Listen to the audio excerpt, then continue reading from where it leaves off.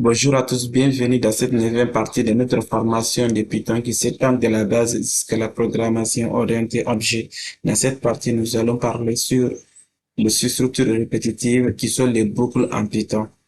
Donc, nous avons vu les instructions de base en Python. Ok, nous avons vu aussi les structures conditionnelles. Dans cette partie, on va parler sur les structures répétitives en Python. Donc, on va voir qu'est-ce qu'une structure répétitive, quels sont les différents types de structures répétitives en Python, quelles sont leurs syntaxes, et on va finir avec un exercice pour chaque cas. Donc, les boucles en Python, ok, par définition, les structures répétitives ou boucles en Python, ok, sont des structures de contrôle qui permettent d'exécuter plusieurs fois une même séquence d'instructions. Elles sont utilisées lorsque certaines actions doivent être répétées, soit un nombre de fois déterminé à l'avance, soit jusqu'à ce qu'une condition donnée soit satisfaite. Les structures répétitives facilitent l'automatisation des tâches et l'organisation logique des programmes. Donc, en Python, il existe deux types de boucles. On a la boucle for et la boucle while. Donc, on distingue deux grandes boucles, ok, selon les cas. Donc, la boucle for et la boucle while.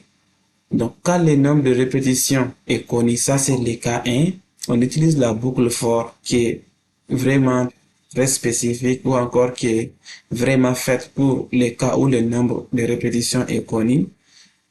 Elle est utilisée lorsque le nombre de répétitions ou encore le nombre d'itérations est déterminé à l'avance. C'est-à-dire, vous connaissez le nombre de répétitions, soit 10, 20, 30. Vous connaissez cette répétition à l'avance.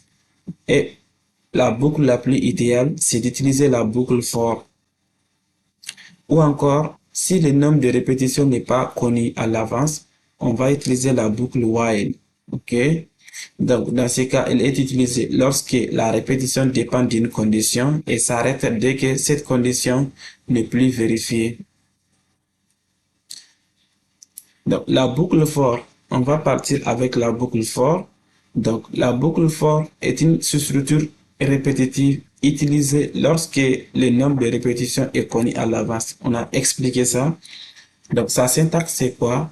On utilise le mot-clé for, ok? Ensuite, on va utiliser une variable, ok? Et cette variable-là va récupérer les éléments dans les séquences, ok? Avec le mot-clé in. Donc, pour chaque variable ou encore pour chaque élément, ok, dans les séquences, ok, la variable va récupérer l'élément. Encore, il va parcourir l'élément. Donc, vous allez mettre les mots-clés for, une variable quelconque. Ensuite, vous allez mettre les mots-clés in, ensuite une séquence. Donc, les séquences, on va les voir. Ne vous inquiétez pas pour les séquences. Et à la fin, vous allez mettre 2 points.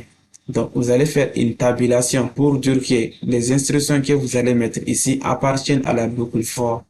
Et ça, c'est très important. Dans d'autres langages de programmation, on utilise les accolades pour faire le bloc. Mais avec Python, on utilise juste une indentation. Donc, ce qui va permettre de créer des blocs de code. OK? Donc, on va voir ici qu'est-ce qu'une séquence. Donc, c'est la partie qui est un peu floue. On va voir qu'est-ce qu'une séquence en Python. Donc, séquence.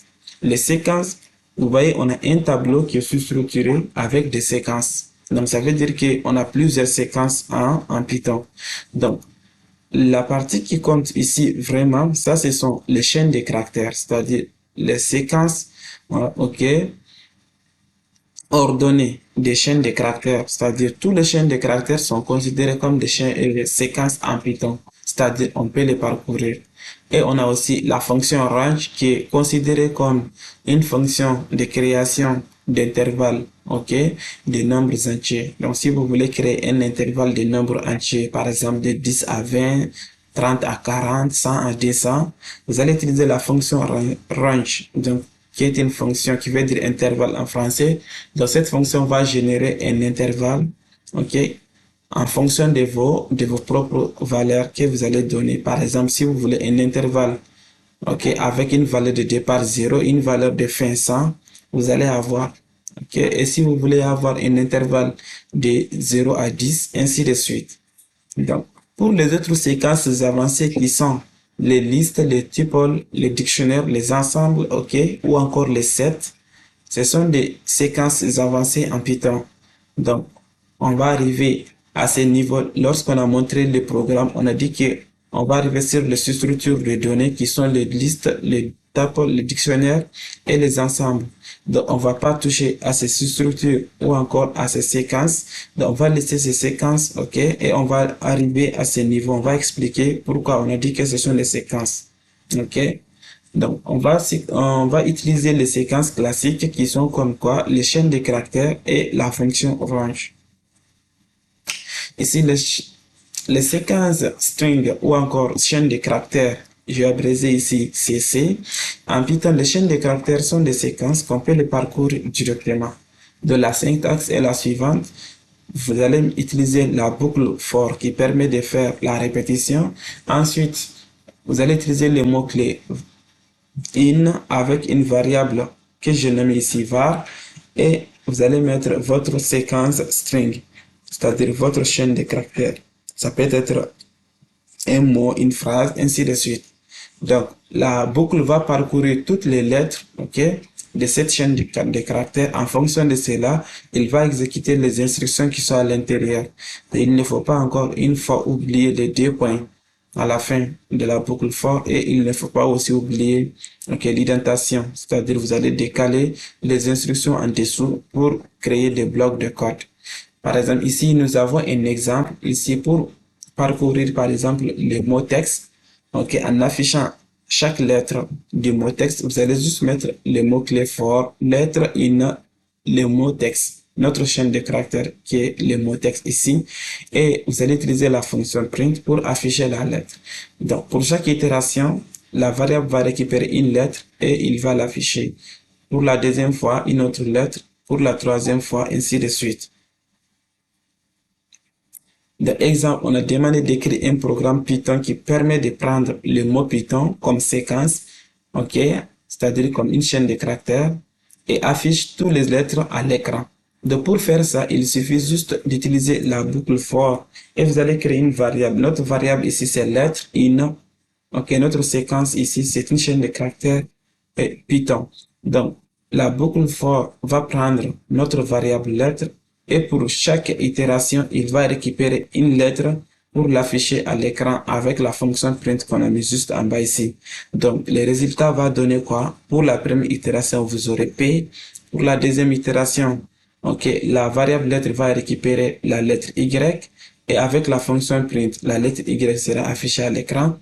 Pour la troisième itération, la variable lettre va récupérer la lettre T.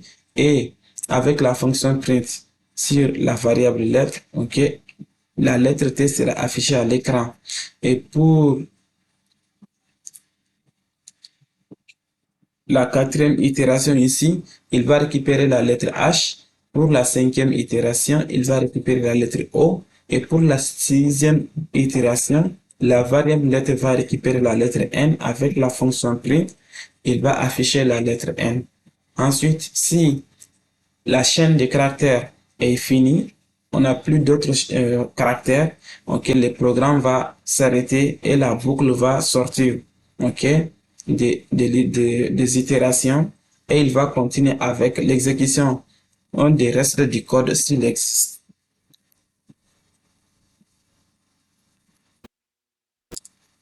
Donc, nous avons vu la séquence range. Dans cette partie, on va voir nous avons vu la séquence scène de caractères.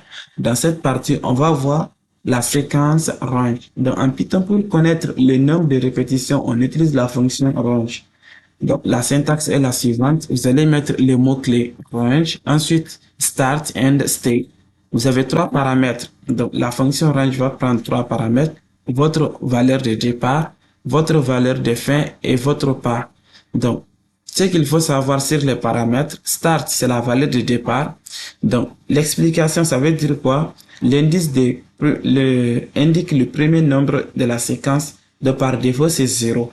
Ok. Donc, ça veut dire que si vous ne mettez pas une valeur de départ, Python va prendre 0 comme la valeur de départ. La valeur de fin, ok, indique la limite de la séquence. Cette valeur n'est pas incluse. Donc, par exemple, si vous voulez prendre une valeur de fin comme 10, il faut aller à 11. Sinon, la valeur 10 ne sera pas inclue. C'est ça qu'on a expliqué ici. C'est-à-dire la valeur de fin que vous allez prendre, elle sera toujours ignorée par la fonction range. Donc, pour être sûr d'une valeur, okay, il faut toujours ajouter 1 à votre valeur de fin. Par exemple, on vous demande de créer un intervalle de 0 à 10. Donc, si vous arrêtez votre valeur de fin à 10, donc la fonction range va s'arrêter à 9. Donc, dans ce cas, qu'est-ce qu'il faut faire? Il faut aller à 11. Donc, si on vous demande un intervalle de 0, par exemple, à 12, il faut aller à 13. Ok, c'est-à-dire votre valeur de fin doit être 13 à l'intérieur de la fonction range. Si on vous demande de 0 à 20, il faut mettre 21 pour que la fonction range s'arrête à 20. Parce que la valeur 21 ne sera pas inclue. Il sera exclu de l'intervalle. Donc, les pas, ça c'est l'incrémentation. Ok? Donc, si vous mettez les pas égal à 1, donc à chaque itération, la valeur du pas sera ajoutée à la valeur du départ. Ok? Pour se rapprocher à la valeur du fin. Jusqu'à ce que la valeur du départ, ok, est égale à la valeur de fin. Dans ce cas, la boucle va sortir des itérations. Ok? Avec la fonction range. Donc, on a dit quoi? C'est l'incrémentation. C'est les steps, ça veut dire les pas. Donc, c'est l'incrémentation. C'est-à-dire, c'est lui qui ajoute la valeur à la valeur de départ. Donc, définir l'écart entre deux valeurs successives par défaut, c'est 1. De NB, la valeur de départ égale à 0 si vous ne précisez pas, et la valeur du pas égale à 1. Donc, ici, c'est les pas, et si vous ne le précisez pas, on a mis ici pas et sa valeur égale à 1 si vous ne le précisez pas. Nous avons quelques exemples avec la fonction range, ok, avant d'utiliser, ok, la syntaxe. Par exemple, si vous mettez range 5, ça veut dire que avec une seule valeur à l'intérieur de la fonction range, cette valeur sera considérée comme la valeur de fin. Et la valeur de fin est toujours exclue. Donc, ça veut dire que on a une valeur de fin qui est égale à 4 normalement. Donc, comme on n'a pas précisé la valeur de départ et la valeur de fin, Python va mettre 0 pour la valeur de départ et il va mettre 1 pour la valeur de fin. Et pour les pas plutôt. Donc, dans ce cas, on va avoir 0, 1, 2, 3, 4. Pourquoi on n'a pas 5 alors qu'on a 5 à l'intérieur de la fonction range? Donc, la fonction range va toujours ignorer la valeur de fin. Il va s'arrêter à la valeur de fin moins 1. Ici, vous avez par exemple la fonction range avec deux valeurs. C'est-à-dire, si vous avez la fonction range avec uniquement deux paramètres, ça veut dire que vous avez la valeur de départ et la valeur de fin. Et dans ces cas, vous allez avoir un intervalle de cette façon qui est égal à 3, 4, 5, 6, 7, ok, de façon classique. Pourquoi? Parce que le pas égal à 1. Donc, à chaque fois, on va ajouter le pas à la valeur de départ. Pour la première fois, on a 3. Et pour la deuxième fois, la valeur du pas, c'est 1. 1 plus 3, on aura 4. Pour la troisième fois, 1 plus 4, ça fait 5. Pour la quatrième fois, 1 plus 5, ça fait 6. Pour la cinquième fois, 1 plus 6, ça fait 7. Ok. Ainsi de suite. Pourquoi on n'a pas la valeur de fin ici? Parce que la fonction range va s'arrêter à n-1. Donc la valeur de fin n'est pas à l'intérieur de votre intervalle. Donc pour, par exemple, ici, avec la fonction range, avec trois paramètres ici, on précise on précise tous les paramètres. On a la valeur de départ qui est égale à 2, la valeur de fin qui est égale à 10, et les pas, on a précisé les pas, ça fait 2. Donc ça veut dire qu'à chaque itération, on va ajouter 2 à la valeur de départ pour essayer d'atteindre la valeur de fin. Ok? Donc ici, pour la première fois, on aura 2. La deuxième fois, on aura 2 plus 2 qui est égal à 4. La troisième fois, on aura 2 plus 4 qui est égal à 6. La troisième fois, on aura, la quatrième fois plutôt, on aura 2 plus 6 qui est égal à 8. Et la cinquième fois, on aura 2 plus 8 qui est égal à 10. Pourquoi vous ne voyez pas 10 ici? Parce que notre valeur de fin, ça fait 10. Et la valeur de fin est toujours exclue. Il ne fait pas partie de l'intervalle. Donc l'intervalle va s'arrêter à 8. Donc ici, on a une façon de faire les intervalles, c'est-à-dire en faisant les intervalles décroissants. Donc, vous voyez tous les intervalles que vous voyez ici, ce sont des intervalles croissants, c'est-à-dire ils commencent par des valeurs. Ils commencent par des valeurs plus petites pour aller vers les valeurs plus grandes. Mais si vous voulez faire aussi, ok, un intervalle décroissant, vous pouvez le faire. C'est-à-dire vous allez commencer par une valeur plus grande, ensuite vous allez descendre vers une valeur plus petite, mais toujours la logique reste la même. La valeur de fin ne fait pas partir de l'intervalle.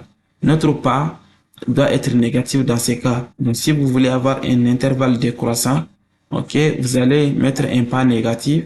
Dans ces cas, à chaque itération, on va enlever les pas à la valeur de départ. Pour la première itération, ça fait 10. Ensuite, la deuxième itération, on va avoir la valeur de départ qui est égale à 10, 10 moins D. Ok, c'est combien? 8. Et on a 8 pour la deuxième itération. Pour la troisième itération, on aura 8 moins D, ça fait 6. Et pour la quatrième itération, on aura 6 moins D, ça fait 4, ainsi de suite. Donc, la syntaxe avec la boucle for, ok, comme on a dit, la boucle for, c'est quoi? C'est for une variable, une séquence. Donc, la fonction range est une séquence. Dans ce cas, on va juste dire in range et on va préciser notre valeur start, end, step. Ensuite, on va mettre nos instructions. Exemple, écris un programme Python qui permet d'afficher à l'écran les nombres 0 à 10 avec la fonction range. Donc, dans ce cas, on va essayer d'utiliser la boucle for. For va nombre in la fonction range avec 0, 11, alors qu'on a dit de 0 à 10. Pourquoi on a mis 11? Parce que si on met 10, la fonction range va s'arrêter à 9. Ok, donc dans ce cas, on va passer à 11. Dans ce cas, la fonction range va s'arrêter à 10. Et on va mettre les pas égal à 1. À chaque itération, on va afficher la variable nombre. Donc pour la première itération, notre intervalle ici, c'est de 0 à 10. La variable nombre va récupérer 0 pour la première fois. Pour la deuxième fois, il va récupérer 1. Pour la troisième fois, il va récupérer 2. Pour la quatrième fois, 3. Pour la cinquième fois, 4. Ainsi de suite jusqu'à la fin de toutes les itérations. Et à la fin, il va récupérer 10. Pourquoi il ne récupère pas 11 alors qu'on a 11 ici? Parce que 11 ne sera pas inclus dans notre intervalle. On a les boucles imbriquées en Python. Ok, une boucle imbriquée est une structure répétitive dans laquelle, ok, une boucle for est placée à l'intérieur d'une autre boucle for. Elle permet d'effectuer des itérations multiples et hiérarchiques. Donc, où chaque itération de la boucle externe déclenche l'exécution complète de la boucle interne. De la syntaxe de boucles imbriquées en Python, ce n'est rien d'autre qu'une boucle à l'intérieur d'une autre boucle. Ok, donc si la première boucle fait une seule itération dans les séquences, il va attendre que la deuxième boucle fait toute son itération dans les deuxième séquence pour que le tour revienne à la première boucle. Ok. Ensuite, les instructions vont être exécutées.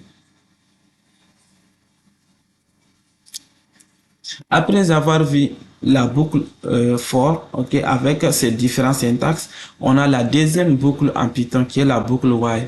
La boucle while est une structure répétitive utilisée lorsque le nombre de répétitions n'est pas connu à l'avance. Elle permet d'exécuter une séquence d'instructions tant qu'une condition est vraie et s'arrête dès que cette condition devient fausse. La syntaxe de la boucle while, c'est quoi? Vous allez mettre le mot-clé while, votre condition, deux points, vos instructions. Toujours, il ne faut pas oublier de mettre indentation pour créer votre bloc d'instructions, c'est-à-dire pour dire que ces instructions, ils appartiennent à la boucle while. Un exemple concret. Donc, si vous voulez faire, ok, des répétitions avec la boucle while, donc il faut d'abord faire l'initialisation. L'initialisation, c'est-à-dire que vous allez prendre une condition initiale et vous allez faire une vérification de ces conditions initiales. Ok. Ensuite, vous allez faire vos instructions et à la fin, il faut faire l'incrémentation. Ok. Donc ça c'est valable pour les cas où vous voulez faire, ok, des itérations comme la boucle for. Donc si par exemple vous voulez faire des conditions avec des itérations non connues à l'avance. Je vous donne un exemple. OK?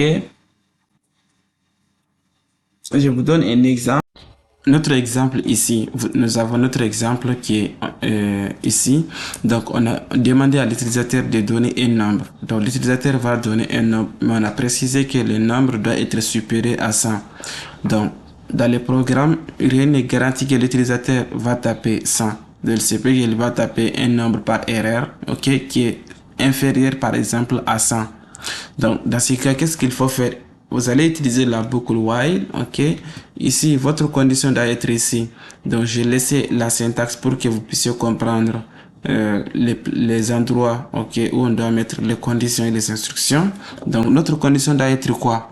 Ok. On va dire tant que le nombre est inférieur ou égal à 100, ok, on va dire à l'utilisateur la valeur n'est pas correcte et on va lui redemander de donner une valeur, ok. Donc on va prendre le nombre, la variable nombre, et on va lui redemander de donner un nombre qui est supérieur à 100. Donc tant que l'utilisateur donne une valeur qui est inférieure à 100, donc les instructions ici seront exécutées et on va les redemander de donner une valeur. Donc ici on ne sait pas l'utilisateur va faire combien de fois avant de trouver la bonne valeur, okay, avant de taper une valeur qui est supérieure à 100. Donc dans ces cas, il faut faire ces genres de structure avec la boucle while, ok. Donc pour essayer de répéter ces instructions parce qu'on ne connaît pas le nombre d'itérations que l'utilisateur va faire, ok. Donc dans ce cas, on va utiliser la boucle while pour faire une condition et tant que la condition n'est pas vraie, on va répéter jusqu'à ce que l'utilisateur donne une bonne valeur. Donc c'est exactement ce que ça fait. Merci à tous. C'est la fin de cette partie sur les structures répétitives en Python. Dans les prochaines vidéos, on va voir les autres structures de données en Python. Merci, à la prochaine.